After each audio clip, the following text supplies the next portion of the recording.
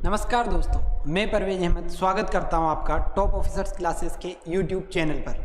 हम यहां पर राजस्थान पॉलिटी, राजस्थान की राज व्यवस्था के बारे में अध्ययन कर रहे हैं और हमने पंचायती राज इंस्टीट्यूशन यानी पंचायती राज संस्थाओं के बारे में अध्ययन कर लिया। स्थानीय स्वशासन में मैंने दो पार्ट आपको बताया। एक पहला पंचायती राज संस्थाएं जिन्हें आर्टिकल 243 से लेकर 243 तक यानी 16 आर्टिकल्स में देखा जा सकता है। उसके बाद स्थानीय स्वशासन का एक दूसरा पार्ट यानी नगर पालिकाओं के बारे में देखते हैं, जो आर्टिकल 243 से लेकर आर्टिकल 243 तक हमें यहाँ पर देखने को मिलती है। उसके बारे में हम यहाँ पर डिटेल से देखते हैं कि इसमें क्या क्या है। तो नगर निकाय, अब इनका उल्लेख पहले कहाँ से हुआ? जैसे पंचायती राज संस्थाओं में पहले 64th अमेंडमेंट कॉन्स्टिट्यूशन अमेंडमेंट हुआ था राजीव गांधी जी के समय, लेकिन वो हो नहीं पाया था। लोकसभा में पारित हो गया था लेकिन राज्यसभा में पारित नहीं हुआ था, इस वजह से वो कानून नहीं बन पाया था। उसी प्रकार नगर पालिकाओं या नगर निकाय से संबंधित जो आर्टिकल है वो संविधान संशोधन है वो 65th था। कौन सा था? 65th जो 65वां संविधान संशोधन था राजीव गांधी जी के समय में, वो इससे संबंधित था, नगर निकाय से संबंधित। इस समय भी ये बिल लोकसभा में पारित हो चुका था लेकिन राज्यसभा में गिर चुका था, इस वजह से ये कानून नहीं बन पाया। फिर उसके बाद जब 1992 में 74वां संविधान संशोधन अधिनियम हुआ, 74वां संविधान संशोधन हुआ, तब नगर निकायों का उल्लेख किया गया और 74वें संविधान संशोधन के तहत ही संविधान में एक नया भाग 9 या तो इसको 9 लिख दो या 9A, ये दो कैसे भी लिख सकते हैं इसको, या तो 9 या 9A, ठीक है, शामिल किया गया और इसे नया नाम दिया गया नगर पालिकाएं। जैसे उसमें भाग 9 जोड़कर नाम दिया गया था पंचायती राज संस्थाएं, पंचायत, और इसमें नाम दिया गया नगर पालिकाएं। और इसमें अनुच्छेद 243 से लेकर 243 के उपबंध शामिल किए गए। इस अधिनियम के कारण संविधान में एक नई 12वीं सूची को भी जोड़ा गया। उसमें 11वीं, पंचायती राज में 11वीं सूची जोड़ी और इसमें 12वीं सूची को जोड़ा गया। इसमें 18 कार्यकारी विषय वस्तुओं का उल्लेख किया गया, उसमें 29 विषयों का उल्लेख किया गया था। यह अनुच्छेद 243 से संबंधित है। अभी आगे हम इसके बारे में देखते हैं, है ना। नगरीय निकायों की संवैधानिक स्थिति के बारे में देखते हैं कि इनकी संवैधानिक स्थिति क्या क्या थी। तो अनुच्छेद 243 में इनकी परिभाषाएं हैं। जैसे 243 में पंचायती राज संस्थाओं से संबंधित परिभाषाएं थी, उसी प्रकार आर्टिकल 243 में नगर पालिकाओं, नगर निकाय से संबंधित परिभाषाएं देखने को मिलती है। अब परिभाषा के तौर पर इसमें क्या बताया गया है कि महानगरीय क्षेत्र कौन से होंगे? जिनकी न्यूनतम जनसंख्या 10 लाख होगी। कम से कम वहां की जनसंख्या कितनी होनी चाहिए? 10 लाख, तब उसे क्या माना जाएगा? महानगरीय क्षेत्र माना जाएगा। फिर उसके बाद कस्बा क्षेत्र, कस्बे क्षेत्र के लिए न्यूनतम जनसंख्या 5000 होनी चाहिए और वहां पर भी 75% पुरुष गैर कृषि कार्यों में संलग्न होने चाहिए। जनसंख्या घनत्व 400 व्यक्ति प्रति वर्ग किलोमीटर में रहने चाहिए।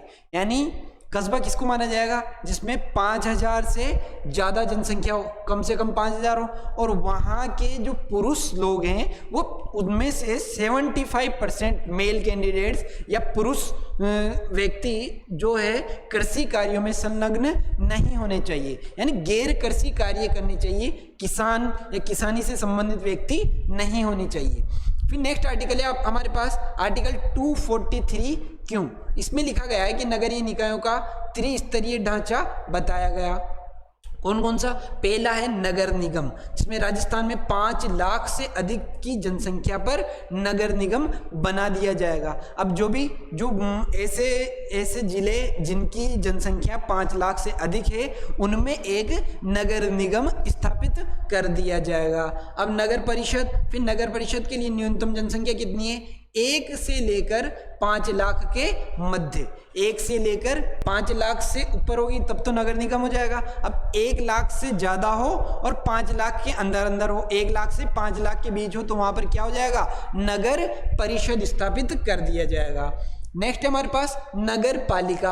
अब नगर पालिका के 3 प्रकार हमारे पास संविधान में देखने को मिलते हैं। वो कौन कौन से हैं? प्रथम प्रकार है कि 50,000 से लेकर 99,999 जनसंख्या, कि पहला प्रकार तो ऐसी नगर पालिका जहाँ पर जहाँ की जनसंख्या 50,000 से लेकर 99,999 यानी 1 लाख से कम होनी चाहिए। इसको यूँ मान सकते हैं आप कि 50,000 से ज़्यादा और 1 लाख से कम की जहाँ जनसंख्या होगी वहाँ पर नगर पालिका प्रथम प्रकार की होगी। द्वितीय प्रकार की नगर पालिका के लिए 25,000 से लेकर 50,000 से कम जनसंख्या होना अनिवार्य है। 25,000 से लेकर 50,000 से कम। तृतीय प्रकार में 5,000 से लेकर 25,000 तक। पहले प्रकार में तो 50,000 से लेकर 1 लाख तक, 1 लाख से कम। फिर दूसरे में 25,000 से लेकर 50,000 से कम। और तीसरे प्रकार में हमारे पास 5,000 से लेकर 25,000 जनसंख्या से कम व्यक्ति होने चाहिए, तब हम नगर पालिका स्थापित कर सकते हैं। मिनिमम 25,000 से कम तो होनी ही चाहिए, मतलब ये 5,000 से कम तो होनी ही चाहिए, ये तो होनी ही चाहिए। 5,000 से ज़्यादा तो होनी ही चाहिए नगर पालिका के लिए। अगर आपके यहाँ की जनसंख्या 5,000 से कम है तो वहाँ पर नगर पालिका स्थापित नहीं की जा सकती। ठीक है, नेक्स्ट आर्टिकल है आर्टिकल 243R। इसमें लिखा गया है कि नगरीय निकायों का गठन किस प्रकार से होगा कि जो नगर निगम है उसके पार्षद हैं उनका चुनाव तो प्रत्यक्ष रूप से किया जाएगा, और महापौर या उपमहापौर होंगे उनके चुनाव अप्रत्यक्ष रूप से होंगे। उसी प्रकार नगर परिषद में भी पार्षद प्रत्यक्ष रूप से निर्वाचित होंगे, सभापति उपसभापति अप्रत्यक्ष निर्वाचित होंगे। नगर पालिका में पार्षद प्रत्यक्ष रूप से और अध्यक्ष और उपाध्यक्ष अप्रत्यक्ष निर्वाचित किए जाएंगे। यहाँ से हमारे पास एक बात सामने आती है कि जो नगर पालिका का अध्यक्ष होता है उसे हम महापौर या उप महापौर के नाम से जानते हैं। उसी प्रकार नगर परिषद में जो अध्यक्ष होता है उसे सभापति और उप सभापति महोदय के नाम से जानते हैं। उसी प्रकार नगर पालिका में जो अध्यक्ष होते हैं उन्हें अध्यक्ष और उपाध्यक्ष के नाम से जाना जाता है। नेक्स्ट देखते हैं हम यहाँ पर कि राज्य सरकार द्वारा मनोनयन, हाँ इसकी बात करते हैं कि मनोनीत सदस्य, कुछ सदस्य क्या होते हैं नगर पालिका में, मनोनीत सदस्य होते हैं, तो उनको राज्य सरकार द्वारा मनोनीत किस प्रकार से किया जाता है, कितने सदस्यों को किया जाना चाहिए वो देखते हैं हम यहाँ पर। नगर पालिका में 6 सदस्य या 6 पार्षद ऐसे होते हैं जिन्हें मनोनीत किया जाता है। नगर परिषद में 8 सदस्य और नगर निगम में 12 सदस्यों को मनोनीत किया जा सकता है, यानी वो निर्वाचन में प्रत्यक्ष रूप से कहीं खड़े नहीं हुए, उन्हें अध्यक्ष ने अपने हिसाब से राज्य विधानमंडल ने अपने हिसाब से मनोनीत कर नगर पालिका में पार्षद की उपाधि दे दी और पार्षद के रूप में उन्हें माना जाएगा। नेक्स्ट आर्टिकल है हमारे पास 243S। इसमें लिखा गया है कि वार्ड समितियों का गठन किया जाएगा, लेकिन वार्ड समितियों का गठन कब किया जाएगा कि न्यूनतम जनसंख्या 3 लाख होनी चाहिए, उसके बाद वार्ड समितियों का गठन किया जाएगा। अब कोई वार्ड ऐसा है जिसमें जनसंख्या 3 लाख या 3 लाख से ज़्यादा है, तब वहाँ पर उस वार्ड की सुव्यवस्था को देखते हुए, वहाँ के कार्यों को देखते हुए, कार्यों को बंटवारा करते हुए वहाँ वार्ड समितियों का गठन कर दिया जाएगा। और इस बात का उल्लेख हमारे पास संविधान में 243S आर्टिकल में लिखा गया है। अनुच्छेद 243S के अंदर इस बात को लिखा गया है।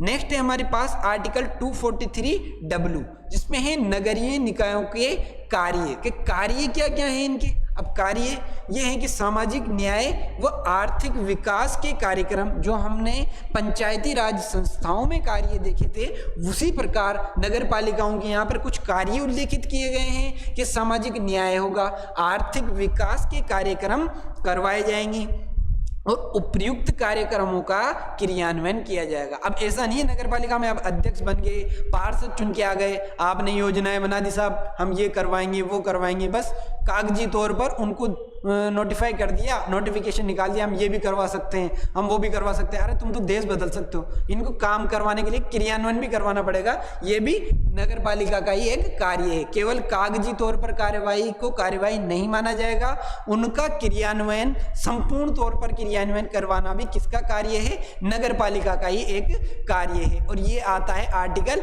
243W के अंतर्गत। नेक्स्ट देखते हैं यहाँ पर के 243Y, आर्टिकल 243Y में है नगरीय निकाय हेतु राज्य वित्त आयोग। पंचायती राज संस्थाओं में हमने 243I उसमें देखा था वित्त आयोग, यहाँ पर 243Y इसमें है राज्यों का वित्त आयोग, यानी I और Y।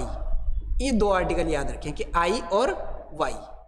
I में तो है पंचायती राज संस्थाओं से संबंधित वित्त आयोग और Y में है नगरीय निकायों से संबंधित वित्त आयोग। तो ये I और Y ये दोनों आर्टिकल आपको इस प्रकार याद रख लेने हैं। नेक्स्ट है हमारे पास 243ZA नगर पालिकाओं हेतु राज्य निर्वाचन आयोग। फिर उसके बाद 243ZD जिला आयोजना समिति का प्रावधान, कि जिले में जो योजनाएं बनाई जाएगी उन योजनाओं के जो प्रावधान तय करेगा वो जिला आयोजना समिति तय करेगी। वो किस आर्टिकल में लिखा गया है? आर्टिकल 243ZD में लिखा गया है। और राजस्थान पंचायती राज अधिनियम 1994 की धारा 121 में इस बात का प्रावधान भी किया गया है। हाँ जी, ये जो जिला आयोजन समिति होती है इसका अध्यक्ष कौन होता है? जिला प्रमुख। जो जिला प्रमुख होता है वो इसका अध्यक्ष होता है। अब इसमें सदस्य कौन कौन होते हैं, कहाँ से लिए जाते हैं, वो ये है कि इसमें सदस्य होते हैं 16 सदस्य। तो वो जो पंचायती राज संस्थाओं से लिए जाते हैं डायरेक्ट, पंचायत से 16 सदस्य, किसी भी जिले की जितनी भी पंचायतें हैं उन सभी पंचायतों में से काबिल व्यक्तियों को चुनकर उनमें से 16 व्यक्तियों को इस जिला आयोजन समिति का सदस्य बनाया जाता है। फिर उसके बाद 4 सदस्य नगरीय निकायों से, फिर 3 सदस्य पदेन सदस्य होते हैं जिनमें जिला कलेक्टर, CEO जो जिसे मुख्य executive officer, chief executive officer या मुख्य कार्यकारी अधिवक्ता भी कहते हैं, मुख्य कार्यकारी ऑफिसर। फिर उसके बाद ACEO, ये 3 पदेन सदस्य होते हैं। फिर 2 होते हैं हमारे पास राज्य सरकार द्वारा मनोनीत सदस्य। नेक्स्ट देखते हैं हमारे पास उद्देश्य। हाँ, इसका उद्देश्य क्या क्या है कि उद्देश्य जिले में एकीकृत विकास कार्यक्रमों और योजनाओं का निर्माण करना। अब योजनाएं बनाना किसका काम हो गया? जिला आयोजना समिति का कार्य हो गया कि आप योजनाएं बनाकर तैयार करो, क्रियान्वयन करवाने का कार्य किसका है? नगर पालिका का। नेक्स्ट आर्टिकल 243ZE इसमें लिखा गया है कि महानगरीय नियोजन समिति वो हो गई अपने पास जिला आयोजन समिति। अब यहाँ पर महानगरीय नियोजन समिति 243ZE में राजस्थान में नगरीय निकाय हेतु बना कानून कौन सा है? राजस्थान नगरपालिका कानून 2009। नगरीय निकायों में वापस बुलाने का अधिकार 2011 से है। और प्रस्ताव हेतु न्यूनतम समर्थन 1/3 सदस्यों का समर्थन और प्रस्ताव पारित करने के लिए 3/4 सदस्यों का समर्थन होना आवश्यक है। ये है कि कोई पार्षद चुन के भेज दिया गया, अब उस पार्षद को वापस भेजना है या वापस बुलाना है या अध्यक्ष को वापस बुलाना है, तो उसके लिए जो अधिकार बना है वो बना है 2011 में। इसके लिए जो न्यूनतम समर्थन है वो 1/3 सदस्यों का समर्थन होना चाहिए और 3/4 सदस्यों का समर्थन आवश्यक होना चाहिए प्रस्ताव पारित करने के लिए। ये तो न्यूनतम है और ये मैक्सिमम है, इतने तो होने ही, इतने से ही पारित होगा। इसका प्रयोग राजस्थान में एक बार किया जा चुका है। अब एक बार कहाँ पर हुआ है? 12 में हुआ है। कहाँ पे हुआ है? 12 जिले की मानरोल नगर पालिका में अशोक जैन के विरुद्ध। किनके विरुद्ध? अशोक जैन के विरुद्ध। कहाँ के थे ये? 12 जिले के मानरोल नगर पालिका में। राजस्थान में नगर निगमों का गठन ये जयपुर में 1992 में हुआ और जोधपुर में भी 1992 में हुआ। यहाँ नगर पालिकाओं से रिलेटेड जो कुछ आर्टिकल्स हैं 243P से लेकर 243ZG तक, 243P से लेकर 243ZG तक, इन 18 आर्टिकल्स के बारे में हम यहाँ पर देख लेते हैं। 18 आर्टिकल्स, ये संविधान में इनमें क्या क्या बात लिखी हुई है, एक शॉर्ट रिवीजन के तौर पर हम यहाँ पर देख लेते हैं इनको। ठीक है, देखिए कुछ तो अभी मैंने आपको बता दिया, अब यहाँ पर पूरे एक बार एक साथ देख लेते हैं कि 243P में परिभाषा है, Q में नगर पालिकाओं का गठन, R में नगर पालिकाओं की संरचना, S में वार्ड समितियां इत्यादियों का गठन एवं संरचना, T में सीटों का आरक्षण और U में नगर पालिकाओं का कार्यकाल। फिर U के बाद V में सदस्यों से अयोग्यता और W में नगर पालिकाओं की शक्तियां, प्राधिकार एवं दायित्व। फिर X में नगर पालिकाओं द्वारा करारोपण की शक्ति। किसकी शक्ति? कर आरोपण, कर की शक्ति, कर करारोपण की शक्तियां तथा निधि इत्यादि। फिर वाई, आई से देखा था वाई वित्त आयोग। फिर उसके बाद जेड, जेड में नगर पालिकाओं का लेखा का अंकेक्षण।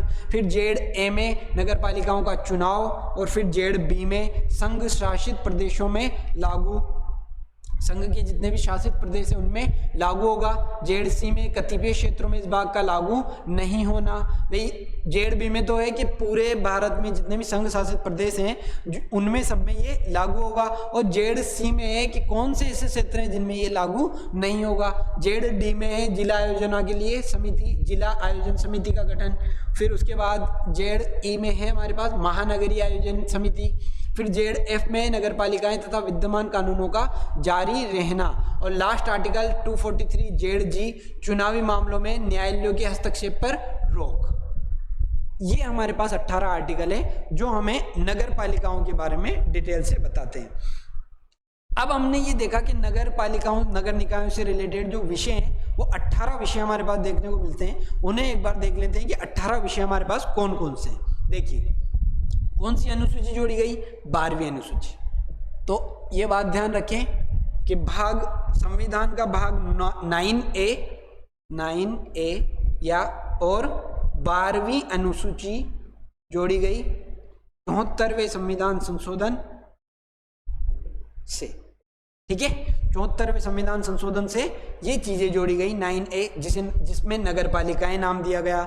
12वीं अनुसूची जोड़ी गई जिसमें 18 विषय है। 74वें संविधान संशोधन से संविधान के आर्टिकल 243P से लेकर 243 जेड जी तक, 243 जेड जी तक के आर्टिकल जोड़े गए। अब इनमें अनुसूची 12, इसमें नगर पालिकाओं के कार्य क्षेत्र के साथ 18 क्रियाशील विषय वस्तु समाहित है। वो 18 कौन कौन सी देखते हैं। पहली इनमें नगरीय योजना, जिसमें नगर की योजना भी है। भूमि उपयोग का विनियमन और भवनों का निर्माण। अब आप कोई सी भूमि आपने दुकान, ये क्या बोलते हैं, गैराज के हिसाब से ली थी या पढ़ाई के हिसाब से ली थी और वहाँ पर आप ऐसी कोई दूसरी चीज़ बना रहे हैं, तो वो उनके लिए नगर पालिकाओं ने नियम बना रखे हैं कि भूमि का उपयोग, विनियमन और भवनों का निर्माण किस आधार पर किया जाएगा। नेक्स्ट है आर्थिक और सामाजिक विकास योजना, सड़कें और पुल बनाने संबंधित। और नेक्स्ट है हमारे पास यहाँ पर लोक स्वास्थ्य, स्वच्छता, सफाई और कूड़ा करकट प्रबंधन। ये भी किसका कार्य होता है, नगर पालिका का। अग्निशमन से संबंधित सेवाएं किसकी होती है, नगर पालिका की। नगर वानिकी, पर्यावरण संरक्षण और पारिस्थितिकी आयामों की अभिवृद्धि, ये भी कौन करता है हमारे पास, नगर पालिका। समाज के कमजोर वर्गों के हितों का संरक्षण, जिनमें मानसिक रोगी और विकलांग शामिल हैं। समाज के जो कमजोर लोग हैं, वीकर सेक्शन जिन्हें बोलते हैं, वीकर सेक्शन, उनमें उनके संरक्षण, जिनमें मानसिक रोगी और विकलांग को शामिल किया गया है। इनके हितों का संरक्षण भी कौन करेगा, नगर पालिका। नेक्स्ट है गंदी बहती सुधार और प्रोन्नयन, नगरीय निर्धनता का उन्मूलन। फिर है नगरीय सुख सुविधाओं और सुविधाओं जैसे पार्क, उद्यान, खेल के मैदानों की व्यवस्था, खेल के मैदानों की व्यवस्था। ये भी किसका कार्य होगा हमारे पास, नगर पालिका का। नेक्स्ट है हमारे पास सांस्कृतिक, शैक्षिक व सौंदर्य पक्ष आयामों की अभिवृद्धि, कि जहाँ पर जिस नगर पालिका के अभी क्षेत्र में आ रहा है वहाँ पर सांस्कृतिक, शैक्षिक और सौंदर्य पक्ष से रिलेटेड कार्य कौन करवाएगा, नगर पालिका करवाएगा। सौगाड़ना तथा सौदाह, दाह क्रिया, शमशान और विद्युत सौदाह ग्रह। तो जैसे आर्टिकल 21 में हमारे पास लिखा गया है कि गरिमापूर्ण जीवन जीने का अधिकार है हमारे पास, तो वही अधिकारों के संरक्षण के लिए जैसे किसी व्यक्ति की मृत्यु हो जाती है तो मृत्यु के बाद उसे सम्मान पूर्वक हर एक समाज और हर एक जाति में, हर एक धर्म में अलग अलग तरीकों से उसका अंतिम संस्कार किया जाता है। तो उन्हीं के हितों की जो चर्चा की गई है वो भी एक इसमें है कि नगर पालिकाओं के कार्य में ये देखा गया है। ये बात यहाँ पर उल्लेख इसलिए की गई क्योंकि जब कोविड-19 का समय था और जब कई लोगों की आकस्मिक मृत्यु हो रही थी, तब इस बात का विशेष ध्यान किसने रखा, नगर पालिकाओं ने रखा कि उनका जो अंतिम संस्कार है उनके धर्म के अनुसार किया जाए, कि शव दाह करना है, शव को गाड़ना है या किसी और प्रक्रिया के द्वारा उसका अंतिम संस्कार किया जाए। नेक्स्ट देखते हैं हम यहाँ पर कांजी हाउस। अब कांजी हाउस क्या होते हैं कि पशुओं के प्रति क्रूरता का निवारण, जो पशु होते हैं उनके प्रति क्रूरता का निवारण कौन करेगा? कांजी हाउस करेगा, और इसकी क्रियाशीलता नगर पालिका के अधीन आती है। जन्म व मृत्यु से संबंधित महत्वपूर्ण सांख्यिकी, आपको जन्म प्रमाण पत्र बनवाना हो चाहे मृत्यु प्रमाण पत्र, कौन बनाएगा? नगर पालिका बनाएगी। नेक्स्ट है हमारे पास जन सुविधाएं, जिनमें मार्गों पर विद्युत व्यवस्था, पार्किंग स्थल, बस स्टैंड तथा जन सुविधाएं सम्मिलित है। अब जो घरों में लाइट आती है, इलेक्ट्रिक पोल वगैरह लगे हुए हैं, लाइट की ये लाइनें बिछी हुई है, वो सब कार्य किनके अंडर में आते हैं? नगर पालिका में। विद्युत व्यवस्था, पार्किंग स्थल देखना, बस स्टैंड से संबंधित व्यवस्था देखना, ये सभी व्यवस्थाएं नगर पालिका के अंडर में आती है। नेक्स्ट है वधशालाओं और चर्म शोधन शाखाओं का विनियमन करना, ये भी हमारे पास नगर पालिका का ही एक कार्य है। तो हमने यहाँ पर नगर पालिकाओं के बारे में डिटेल से देख लिया। आपको इससे संबंधित कोई भी डाउट हो तो आप कमेंट बॉक्स में कमेंट करके हमसे इसके बारे में पूछ सकते हैं। और आप राजस्थान के किसी भी एग्जाम की तैयारी कर रहे हैं तो आप टॉप ऑफिसर्स क्लासेस के यूट्यूब चैनल से जुड़ सकते हैं। Thank you very much. जय हिंद, जय भारत।